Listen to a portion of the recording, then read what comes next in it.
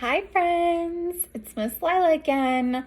We are going to continue on with our chapter book reading, Nancy Drew, The Secret of the Old Clock by Carolyn Keene. So we are on chapter 4 now, and chapter 4 is called Racing the Storm. Confidential?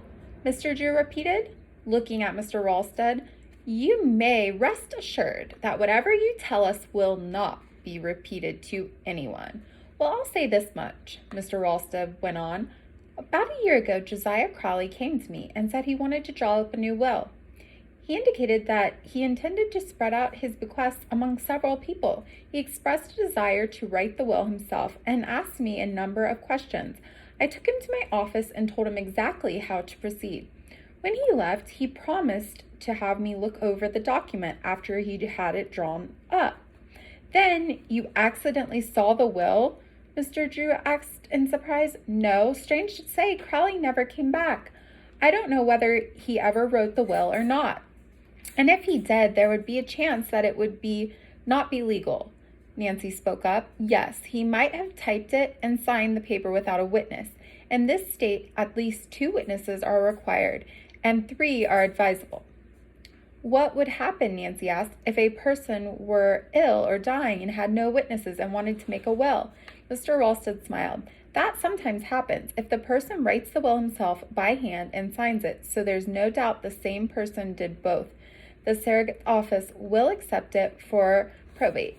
Then if Mr. Crowley wrote out and signed a new will, it would be legal, Nancy commented. That's right, but there's another thing to remember. It's pretty risky for someone who's not a lawyer to draw up a will that cannot be broken. Mr. Drew nodded. If Josiah Crowley left any loophole in a will he wrote personally, the Tophams would drag the matter into court. Yes, it's a foregone conclusion that the Tophams will fight to keep the fortune, whether they have the right to it or not. I believe some other relatives have filed a claim, but up to the moment they have no proof that a later will exists. Although Nancy gave no indication of her feelings, the possibility that Mr. Crowley's had made a new will thrilled her. As soon as Mr. Drew paid the luncheon check, the 3 arose and left the dining room. Mr. Ralsted took leave of Nancy and her father in the lobby. Well, Nancy, did you find out what you wanted to know? Mr. Drew asked after the lawyer had left. Oh, Dad, it's just as I suspected. I'm sure Mr. Crowley did make a later will. He hid it someplace. If only I could find out where. It would be like looking for a needle in a haystack, Mr. Drew commented. I must figure out a way, Nancy said with determination. I want to help little Judy. She awoke the next morning thinking about the mystery, but where should she start? Hunting for possible clues to a second will. She continued pondering about it while she showered and dressed. As she entered the dining room, she was greeted with a cheery good morning from her father and Hannah Gruen. During breakfast, Mr. Drew and Nancy, would you do a little errand for me this morning? Why, of course, Dad. I have a number of legal documents which must be delivered to Judge Hart at Masonville sometime before noon. I'd take them myself, but I have several important appointments. I appreciate it if you would drive over there with them. I'll be glad to go, Nancy promised willingly. Besides, it's such a wonderful day. I'll enjoy the trip. Where are the papers? At the office. You can drive me down and I'll get them for you. Nancy, wearing a yellow sunback dress and jacket, hurried away to get her gloves and handbag. Before Mr. Drew had collected his own belongings, she had brought her car from the garage and was waiting for him at the front door. I put the top down so I can enjoy the sun, she explained to her father as he climbed in. Good idea. I haven't heard you mention the Crowley's case yet today, Mr. Drew teased as they rode along. Have you forgotten about it? Nancy's face clouded. No, I haven't forgotten. But I must admit, I am stumped as to where to search for clues. Maybe I can help you. I've learned that the 2 girls on River Road who expected to be remembered in the will are named Hoover. You might look them up on your return trip. That's great. I'll watch the mailboxes for their name. When they reached the building where Mr. Drew had his office, Nancy parked the car and waited a while for her father as he went upstairs to get the legal documents to be delivered to Judge Hart. Returning a few minutes later, he placed a fat manila envelope in his daughter's hand. Give this to the judge. You know where to find him. Yes, Dad, in the old Merchants Trust Company building. That's right. Selecting a recently constructed highway Nancy rode along, glancing occasionally at the neatly planted fields on the other side. Beyond were rolling hills. Pretty, she commented to herself. Oh, why can't all people be nice like the scenery and not make trouble? It was nearly 11 o'clock when she finally drove into Masonville. Nancy went at once to Judge Hart's office, but was informed he had gone to the courthouse. Recalling that her father had mentioned the necessity of the papers being delivered before noon, she set off in search of the judge. Nancy had considerable trouble trying to see him, and it was 12 o'clock when at last she delivered a manila envelope into his hands. Thank you very much, he said. I'll need these directly after lunch, Nancy smiled. Then I'm glad I found you. When Judge Hart learned that Nancy was the daughter of Carson Drew, he at once insisted she have the luncheon with him and his wife at their home before returning to River Heights. She accepted the invitation and spent a very pleasant hour with the Harts.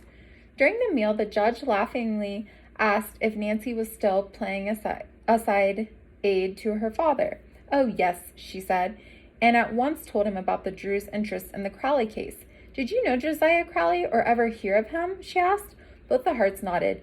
A maid who used to be with them came to work for us after Mrs. Crowley's death. The judge explained. Jane herself passed away a short time ago. We never met Josiah, Mrs. Hart added, but Jane pointed him out to my husband and me one time down on Main Street. Did he have relatives or friends in town? Nancy inquired. I think not, the judge replied. Nancy wondered what old Josiah had been doing in Masonville, if he had no relatives or friends there. The town was not known as a spot for sightseeing. Her interest was further quickened when Mrs. Hart remarked that she'd seen Mr. Crowley in town at another time also. How long ago was that? The girl asked. Mrs. Hart thought a minute, then replied, Oh, less than a year, I'd say. When the luncheon was over, the judge said he must leave. Nancy told the Harts she too should go. She thanked them for their hospitality and then said goodbye. Soon, she was driving homeward. Why had Mr. Crowley gone to Masonville, she asked herself. Could it have had anything to do with a later will? Nancy had chosen a route which would take her to River Road. Half an hour later, she turned into a beautiful country road which wound into and out along the Muskoka River, and began to look at the names of the mailboxes. Hoover, she reminded herself, about halfway to River Heights, while enjoying the pastoral scenes of cows standing knee-high in shallow sections of the stream and sheep grazing on flower-dotted hillsides, Nancy suddenly realized the sun had been blotted out. A thunderstorm's on the way, she told herself, glancing at black clouds scuttling across the sky. Guess I better put the top of the car up. She pressed the button on the dashboard to raise the top, but nothing happened. Puzzled, Nancy tried again. Still there was no response. By this time, large drops of rain had started to fall. I'll get soaked, Nancy thought as she looked around. There was no shelter in sight, but ahead, past a steep rise, was a sharp bend in the road. Hopefully there would be a house or a barn beyond. Nancy started the car again. Vivid forked lightning streaked across the sky. It was followed by an earth-shaking clap of thunder. The rain came down hard. Oh, why didn't I bring a raincoat? Nancy wailed. When Nancy swung around the bend, she was delighted to see a barn with lightning rods about a quarter mile ahead. Further on stood a small white house. I wonder if that's the Hoover's place, Nancy mused. By now the storm was letting loose in all its fury. The sky was as dark as night, and Nancy had to switch on her headlights to see the road. She was already thoroughly drenched, and her thought of shelter at this point was one of safety rather than keeping dry.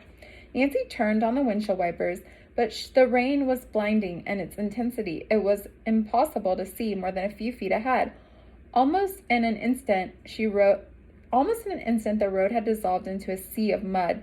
Nancy had been caught in a number of storms, but never one as violent as this. She feared a bad skid might land her in a ditch before she could reach the shelter of the barn. How much farther is it? She worried. It didn't seem this far away. The next instant, to Nancy's right, a ball of fire rocketed down from the sky. Oh, that was close, she thought fearfully. Her skin tingled from the electrical vibrations in the air. A moment later, a surge of relief swept over, and swept over Nancy at last. She breathed. At the side of the road, the barn loomed up. Its large double doors were wide open. Without hesitation, Nancy headed straight for the building and drove in. The next moment, she heard a piercing scream. And that is the end of chapter 4. And Monroe came to join us from her nap. Okay, friends, thank you for joining me. I'm excited to see what that piercing scream was when we move on to chapter 5 tomorrow. Okay, we'll see you then. Bye. Can you say bye? No, nope, not today. Bye.